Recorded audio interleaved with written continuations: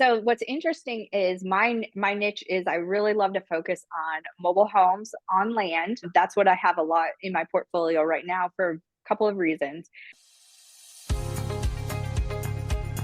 Welcome to this week's episode of Hey Homegirl. Hey Homegirls, welcome back. This week, I am so excited to introduce you to Lindsay Sharma. I think if there's one thing the last 5 years of real estate has taught me is that we can expand our businesses in such interesting ways. It's no longer just that you're a real estate agent or real estate broker and you buy and sell houses. There's so many different ways to make money in our industry. So the first part of our story is going to take us to Ocala, Florida, where Lindsay lives. But then she is going to teach us about her really interesting investment strategy that's happening in Central Arkansas. And I really wanted to have this guest on just so that it can expand our listeners to understand that don't limit yourself. Don't try to put yourself in one little box because that's what everybody else in our industry is doing.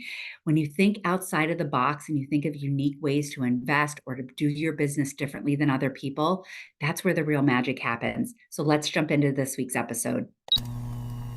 Hey, homegirls. This week we are in Ocala, Florida with Lindsay Sharma, and I'm so excited that she has decided to be a guest with us. Hello, Lindsay. Hello, Sarah. How are you? I am great. I think that what you're going to bring to us today is so unique and exciting, and it's not something that any of our other guests have talked about. So thank you so much for agreeing to partner with us today and be on our show and to share your amazing female investor strategies with us. Thank you for having me. I'm really excited. So, for anybody that doesn't know, Lindsay is a wholesale real estate goddess, and she is a top female investor. And I think it's just so interesting to me. This whole idea of wholesaling real estate has been around for a long time, but it's just become a hot topic more recently. So, why don't you get started and tell us a little bit about this journey for you? Sure. So I grew up in the Midwest. I'm from Toledo, Ohio. And when I was growing up, there was a big shift in the auto industry,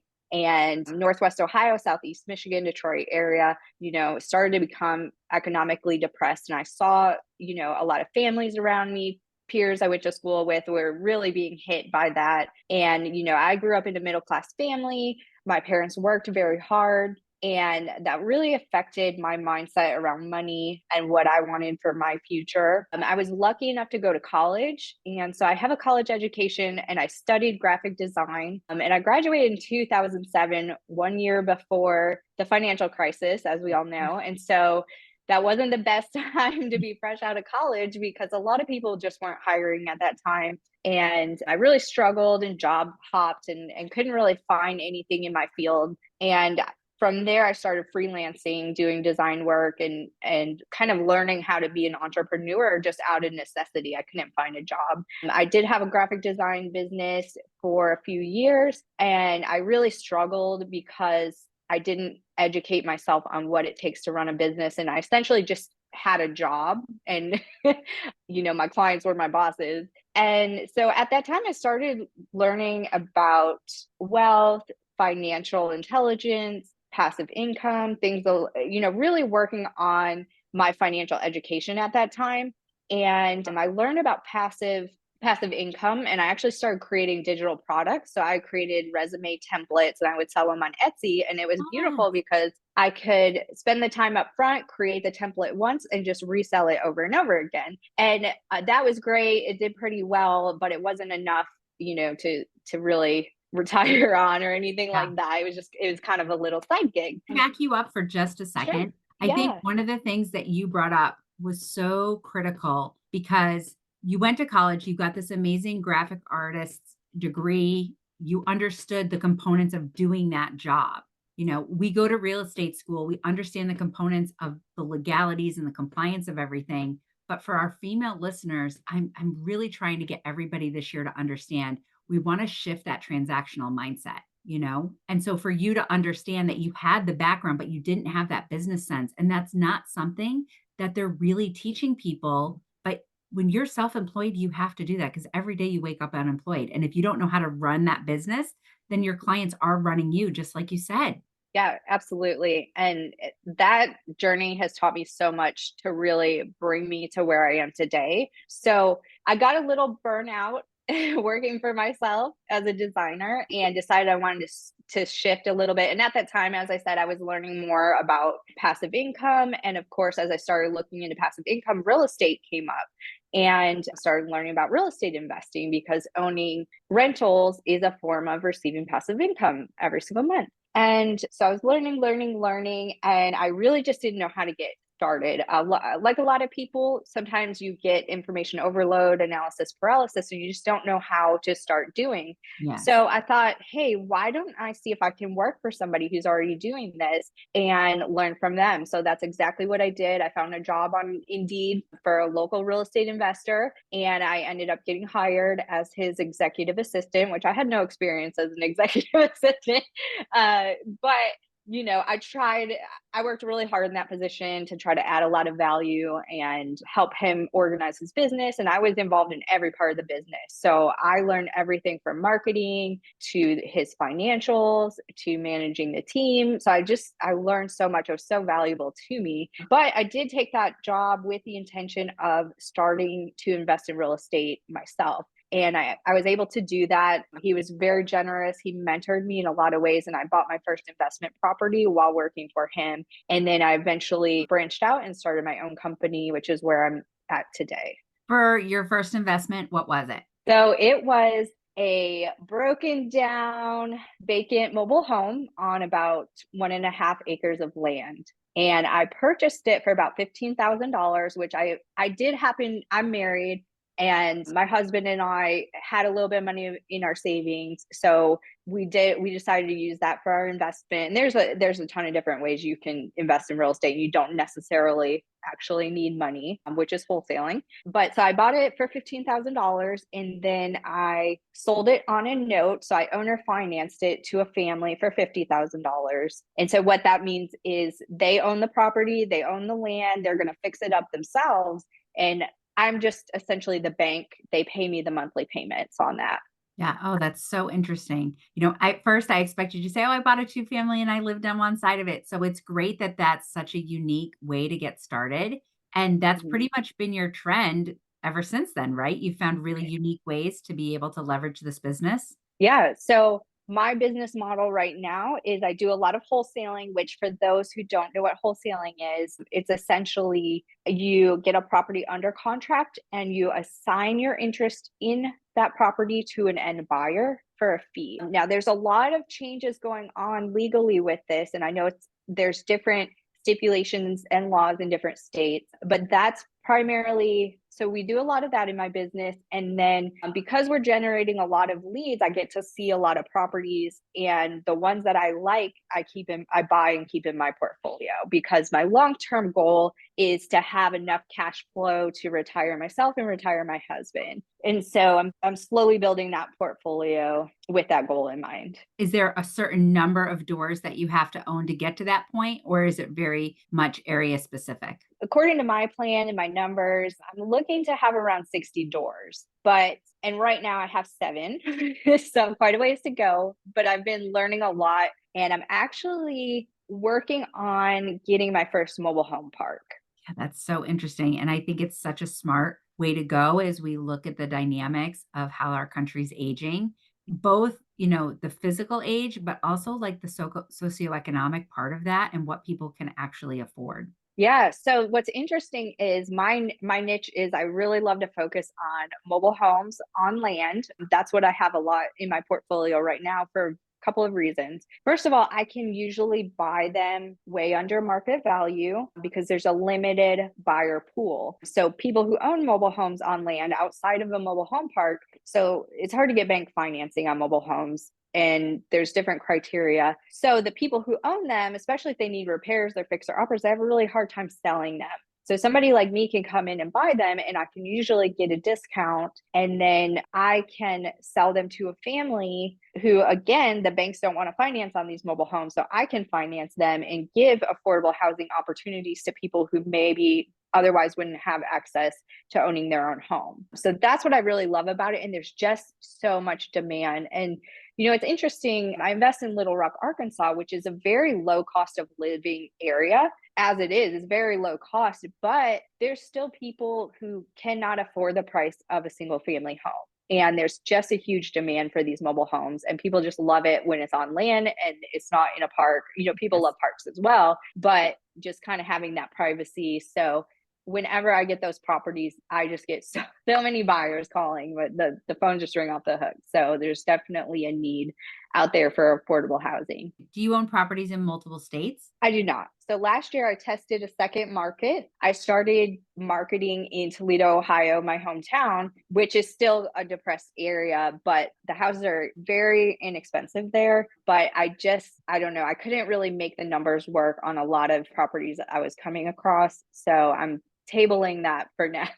Maybe we'll try another market at another time. When people want to get started in wholesaling, where are some of the best places to look for those resources? Thank you for listening to today's episode. We're not quite finished yet, but as the homegirl of your hometown, I would love to pass the mic to you so that you can share your story and some of your secrets with the homegirl community. To apply, please go to howtobeahomegirl.com in the show notes.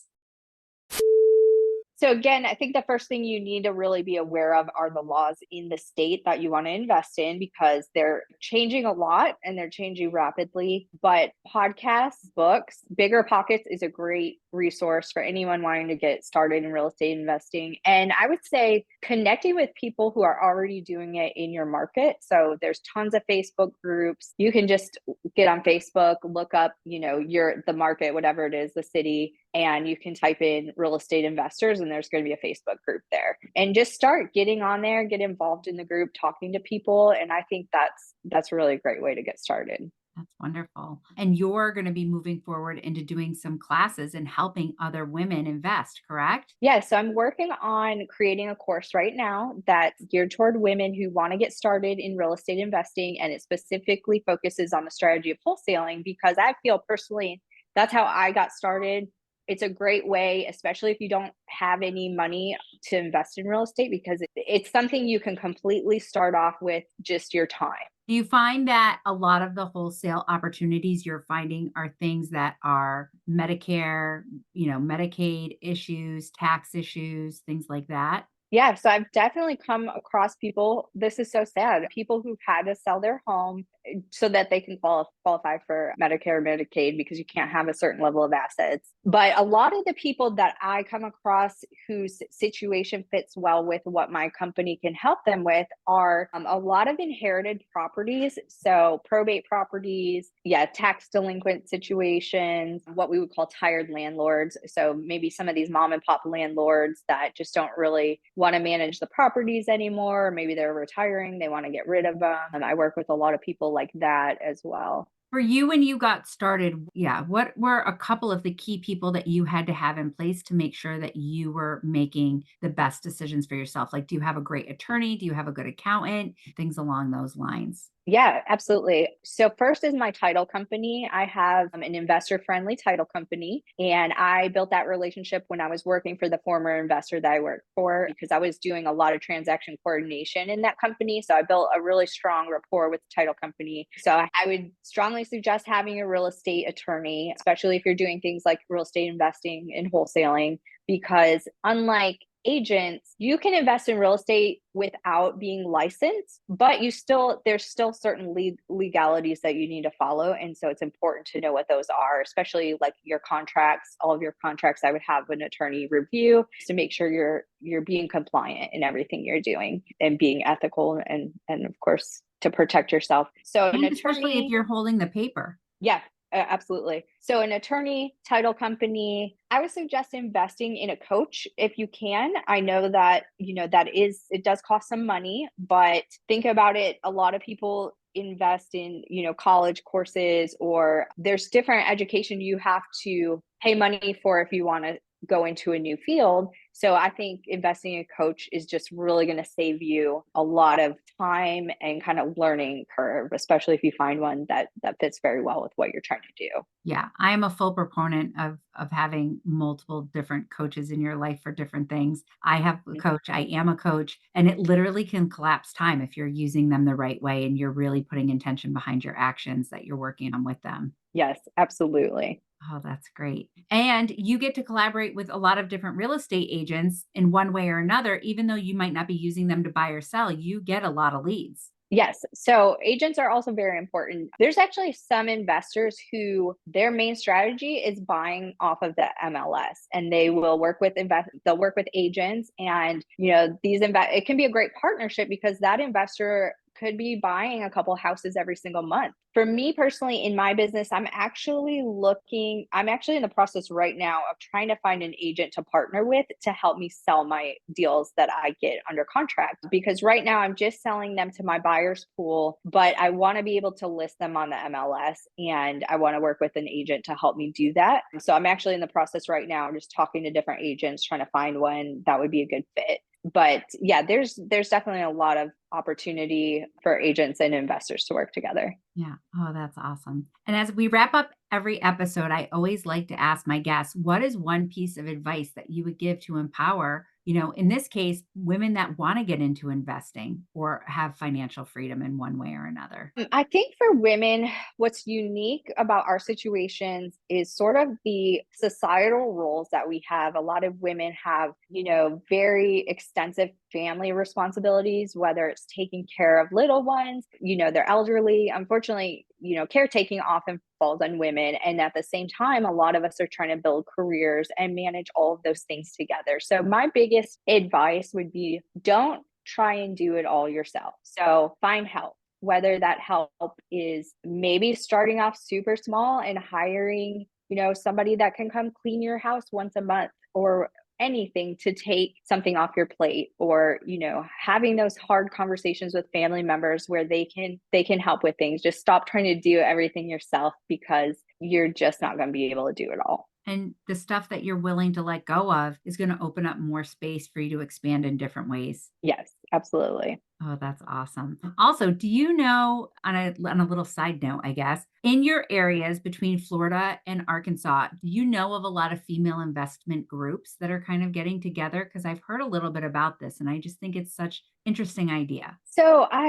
The only one that I'm actively involved in, so there's actually an association. It's called Real Estate Investors Association, and there's local ones in just about every market. My Real Estate Investors Association has a specific women's group that we meet on Zoom every single month, and I love it. Some of the investors live in Little Rock and some live elsewhere and invest in Little Rock. So it's great.